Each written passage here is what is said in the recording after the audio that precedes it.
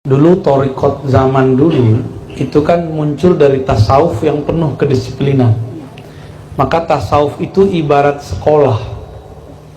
Sekolah dulu sampai sekarang sama. Bisakah orang sekolah di dua tempat di jam yang sama? Bisa nggak? Paham? Dulu thariqat itu seperti sekolah. Sekarang thariqat nggak seperti sekolah, cuma jadi pelarian dan hiburan. Panik-panik baru, ya mau nyalek baru datang, ya. Utang banyak datang ke kiai, anak mau ujian datang ke ajengan. Jadi antum ini pelarian. Selamat jadi pelarian. Zaman sudah berubah. Maka thariqat itu sekarang bukan lagi seperti madrasah. Dia hanya menjadi satu oase kehidupan manusia. Tapi kalau bagi saya waktu saya dulu menjalani thariqat, itu seperti sekolah, ada suluknya. Dalam suluk Naqsyabandi nggak mungkin saya mengamalkan Qadiri. Dalam saya suluk Qadiri saya juga nggak mengamalkan Naqsyabandi.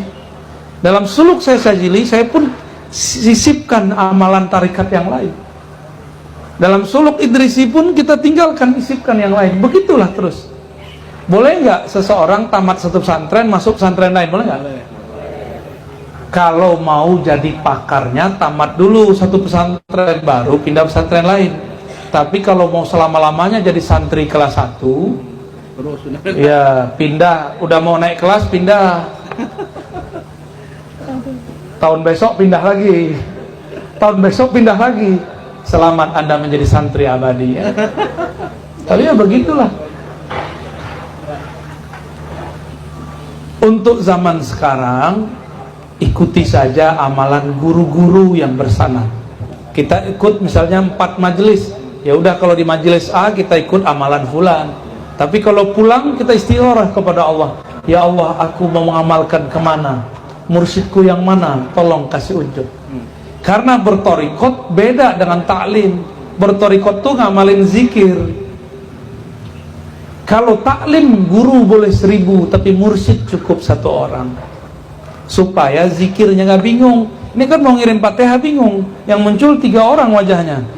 Kalau ini di Fatihah ini kan nggak enak. Apalagi kalau guru mursyidnya 10 kan bingung. Kecuali kalau ajengan udah biasa duduk lama. Ngirim Fatihah 100 orang sekaligus juga bisa. Ya, di Tulung Agung ada thariqat Syadziliyah, ngirim Fatihahnya 100 tokoh satu-satu. Ilah Fatihah ila jangan Agus itu Fatihah. Jadi Fatihah aja udah setengah jam.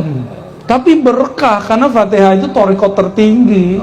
Langsung dijemput di arah Allah. Murid itu mengira zikir yang hebat itu zikir di kolbu. Belum tentu. Fatihah itu adalah inti dan awal, akhir, ujung daripada semua thariqah. Nggak ada lagi. Jadi kalau ada santri-santri salik-salik, ikhwan-ikhwan thariqat disuruh tawasulan sama gurunya, itulah puncak thariqat. Itu puncak thariqat. Karena tawasul itu akan menghasilkan syafaat. Kalau kita dapat syafaat nggak perlu banyak-banyak zikir, langsung dibawa kehadiran Allah Subhanahu wa taala. Contoh nih. Saya ada keperluan kepada pemimpin kota. Di sini wali kota ya. Kalau pakai proposal, pakai kelamaan. Cukup kenal aja beliau-beliau ini kan. Gimana? Kenal Pak Sekdanya, kenal ininya, wakilnya, udah lengkap. Kenal kepala bagian mananya, tinggal diatur waktunya. Tergantung antum tawasulnya sama siapa nih. Kalau sama kabak, sama sekda lebih kenceng yang mana? Sekda. Ya. Sama karyawan di wali kota, sama kabak, cepetan mana? Kira-kira begitu. Tawasulannya ke wali siapa? Kalau tawasulannya ke wali tertinggi, wah, jarak antum dengan Allah sebentar aja nyampe.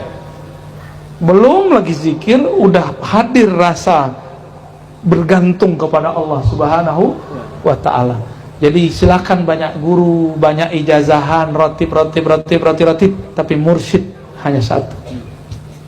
Cukup satu. Kalau yang dulu gimana? Makanya kalau memilih guru tuh jangan ikut-ikutan, tapi pakai istikharah, bukan istri khoroh. Pakai istikharah. Masa cuma kawin doang istikharah? Kawin itu untuk teman hidup, teman tidur, teman makan, teman jalan-jalan. Ini teman dunia akhirat, harus diistikharahkan. Salah-salah berguru kan gawat ya. Salah-salah bermursyid nggak usul-usul kepada Allah. Kira-kira begitu. Dan thariqat ini banyak. Tadi yang saya ceritakan, ini thariqat akan muncul lagi di akhir zaman. Thariqat malamatiyah, thariqat aneh. Zahirnya tidak pernah menunjukkan kesolehan, batinnya tidak pernah menyimpan kecuali nama Allah, nama Rasulullah Sallallahu Alaihi Wasallam. Kita soleh-soleh begini, kolbu cabul, serius, otak kotor, batin terisi dengan selain Allah.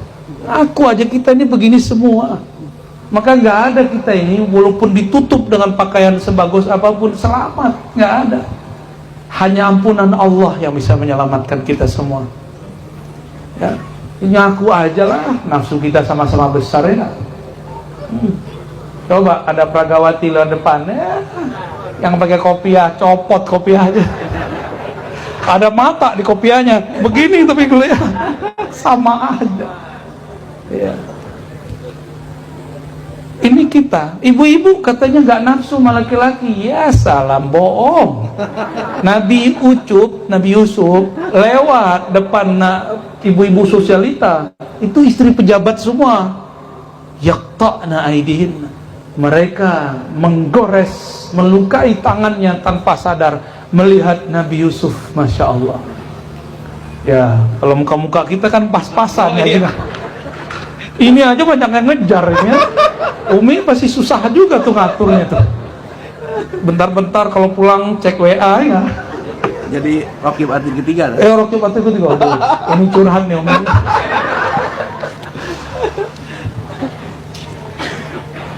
Ya gitulah.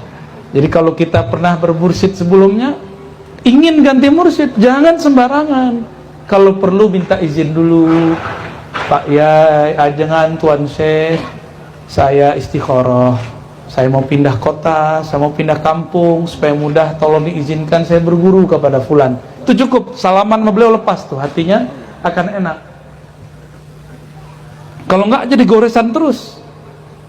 Guru udah meninggal gimana? Datang ke kuburannya. Orang dikuburkan ngerti kita ngomong. Assalamualaikum ya ahlul kubur, ya. Jawab nggak mereka? Mau diajarin ilmunya, tar kabur. Tiap kali lewat ke kuburan kedengeran orang, kirim Fatihah dong mas. Kirim lah. Itu mereka tuh berisik tuh ngomong itu. Untung kita nggak dengar. Kalau kita dengar, aduh capek. Siapa tahu di sini ada kuburan dulu kan? Kan kita nggak tahu. Inilah nikmat Allah. Allah tutup pendengaran kita dari yang gaib.